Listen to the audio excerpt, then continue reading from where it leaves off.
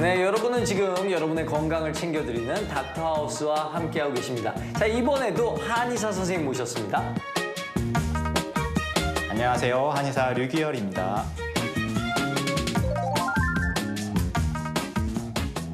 네, 이번 주제는 뭘까요? 자, 뮤직 큐. 이 음악. 제가 이거 어렸을 때 좋아했던 노래인데. 근데 이 지금 갑자기 음악을 왜 틀은 거죠? 이 나미님의 빙글빙글 같은 경우 네. 제 애창곡이기도 하지만 네. 오늘 주제와도 많이 연관이 돼 있거든요. 이번 주제는 시도 때도 없이 빙글빙글 어지럼증입니다. 이 노래가 나올 법한 주제이긴 한데, 그럼 어지럼증이라는 게 정확하게 뭡니까? 어지럼증이란 자신과 사물은 고정돼 있음에도 불구하고 마치 움직이는 듯한 느낌을 가지는 증상의 통칭을 이야기하는데요. 어지럼증 중에서도 빙글빙글 도는 느낌이 있으면서 자세 불안과 눈떨림, 즉 안진이 동반되는 경우를 병적인 어지러움, 현운이라고 이야기합니다. 어지럼증은 다 같은 질환인 거죠? 맞나요? 땡. 틀렸습니까? 어지럼증 같은 경우는 원인과 증상에 따라서 네. 다양하게 분류할 수 있는데 이제 임상적으로는 크게 중추성 신경계 질환에 의한 중추성 어지럼증과 말추성 전정기관 장애에 의한 말추성 어지럼증으로 나누게 됩니다. 근데 이중 일반 한의원에서 치료하게 되는 거는 아무래도 후자인 말추성 어지럼증 환자들이 많겠죠. 그렇군요. 말초성 어지럼증은 뭡니까, 그러면? 말추성 어지럼증을 이해하려면 일단 귀의 구조를 이해를 하셔야 되는데 네. 귀, 이중 내의에 존재하는 달팽이관과 여기에 인접한 세방고리관, 전정기관 또는 이들의 정보를 전달하는 전정신경에 문제가 생기면서 나타나게 됩니다. 네, 대표적인 질환은 이석증, 전정신경염, 메니에르병인데 어지러워서 내원하는 환자들의 대부분이 이러한 말추성 어지럼증 환자입니다. 그렇군요. 말초성 어지럼증은 증상이 뭔가요? 그냥 어지러운 겁니까?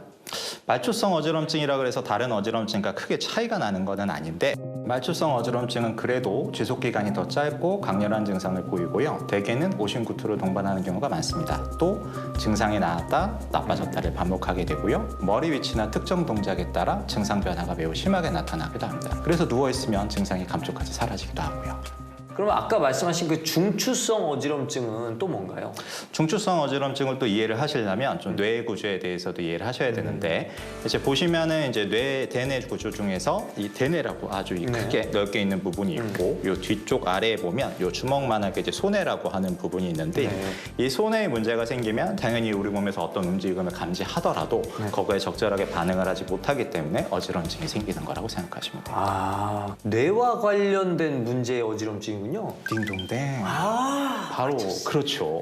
그래서 간단하게 좀 비유를 하자면 말초성 어지럼증 같은 경우에는 이제 센서 프로그램에 이제 단순히 오류 같은 거라고 생각을 하시면 이 중추성 어지럼증 같은 경우에는 메인 컴퓨터에 문제가 생긴 거라고 생각을 하시면 됩니다. 이 중추성 어지럼증은 말초성 어지럼증에 비해 흔하진 않지만 뇌경색, 뇌출혈, 뇌종양, 뇌혈관 장애 등의 심각한 장애가 있을 때 부수적인 증상으로 나타나기도 하므로 각별한 주의가 필요합니다. 그러면은 어지러움증이 오면 빈혈인가 이렇게 생각하잖아요. 그렇죠. 이제 일반적으로 이제 더 주의 깊게 보셔야 되는 부분인데 어지럼증이라고 하는 게 워낙 흔하기도 하고 다른 증상에 좀 변발돼서 나오는 경우들이 많기 때문에 그냥 그러려니 하고 넘어가는 경우들이 많은데 앞에서 말했던 중추성 어지럼증 같은 경우에 치료를 하지 않고 내비두면 자칫 심각한 후유장애나 사망에까지 이를 수 있으므로 일주일 이상 지속적으로 어지럼증이 나타나거나 없던 증상이 같이 나타나는 경우에는 꼭 큰 병원에 가셔서 진단부터 받으셔야 됩니다.